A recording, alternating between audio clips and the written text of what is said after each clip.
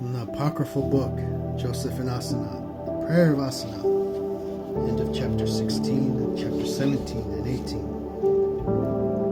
And the angel incited the comb, and many bees arose from the cells of that comb, and the cells were numberless, tens of thousands of tens of thousands and thousands of thousands, and the bees also were white like snow, their wings as purple and crimson stuff and as scarlet, and they also had sharp stings and injured no man. Then all those bees encircled Asenath from feet to head, and other great bees like their queens arose from their cells. They circled round about her face and her lips, and made a comb upon her mouth, and upon her lips like a comb that lay before the angel. And all those bees ate from the comb that was upon Asenath's mouth. And the angel said to the bees, "Go now to your place." And all the bees rose and flew and departed to heaven.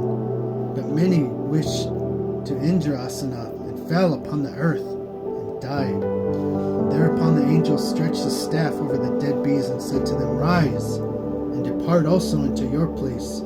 Then all the dead bees arose, departed into the court that adjourned Asenath's house, and took up their lodging upon the first bearing fruits.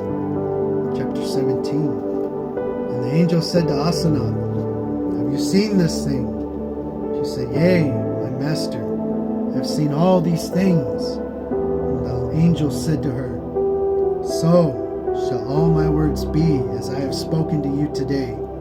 And the angel of Yahweh stretched forth his right hand and touched the side of the comb. And straightway fire came up from the table and devoured the comb, but the table was not injured a whit. And when much fragrance had come forth from the burning of the comb and filled the chamber, Asenath said to the angel, "Yahweh, I have 7 virgins who were brought up with me from my youth, and were born in one night with me, who wait upon me, and I love them all as my sisters. I will call them, and you shall bless them too, even as you have blessed me." And the angel said to her, "Call them." And Asenath called the 7 virgins and set them before the angel. The angel said to them, "Yahweh, Elohim, El Shaddai, bless you, and you shall be pillars of refuge of 7 cities. Then all the elect of that city who dwell together shall rest upon you forever." And after these things, the angel said to Asenath, "Take away this table." And Asenath turned to remove the table. Straightway he departed from her eyes, and Asenath saw, as it were, a chariot with 4 horses that were going eastward to heaven. And the chariot was as a flame of fire, and the horses as lightning, and the angel was standing above the chariot. Then Asenath said, "Silly and foolish am I, the lowly one, for I have spoken as though a man came into my chamber from heaven, and I did not know that Yah had come into it. And lo, now he goes back to heaven, to his place." And she said in herself, "Be gracious, O Yah, to your bondmaid. Spare your handmaid, because for my part I have in ignorance spoken rash things before you." And while Asenath was yet speaking these words to herself, lo, a young man, one of the servants of Joseph, said, "Joseph, the mighty man of Elohim, comes to you today." And straightway Asenath called the overseer of her house and said to him, "Hasten, prepare my house and make good dinner ready, for Joseph, the mighty man of Elohim, comes to us today." And the overseer of the house, when he saw her, for her face had shrunk from the 7 days' affliction and weeping and abstinence, sorrow and wept, he took hold of her right hand and kissed it tenderly and said, "What troubles you, my lady, that your face is thus shrunken?"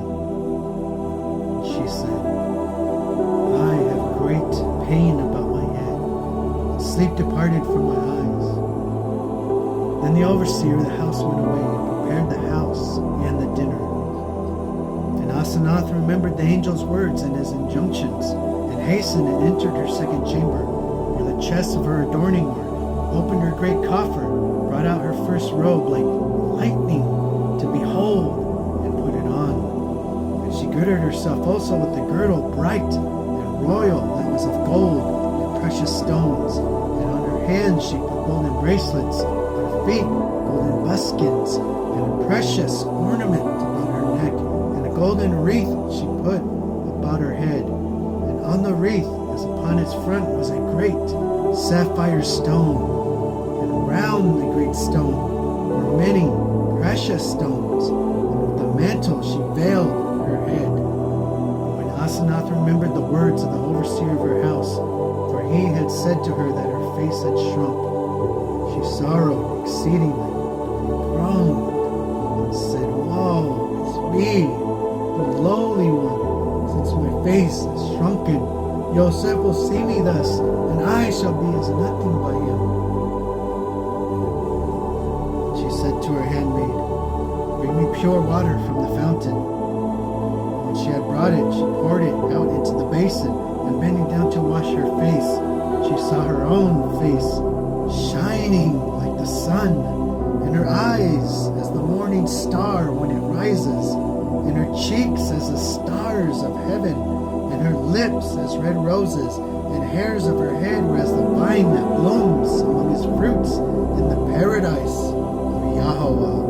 Her neck was all variegated cypress. And Asenath, when she saw these things, marveled within herself at the sight, and rejoiced with exceeding great joy, and did not wash her face, for she said to herself, Lest I wash off this great and comely beauty.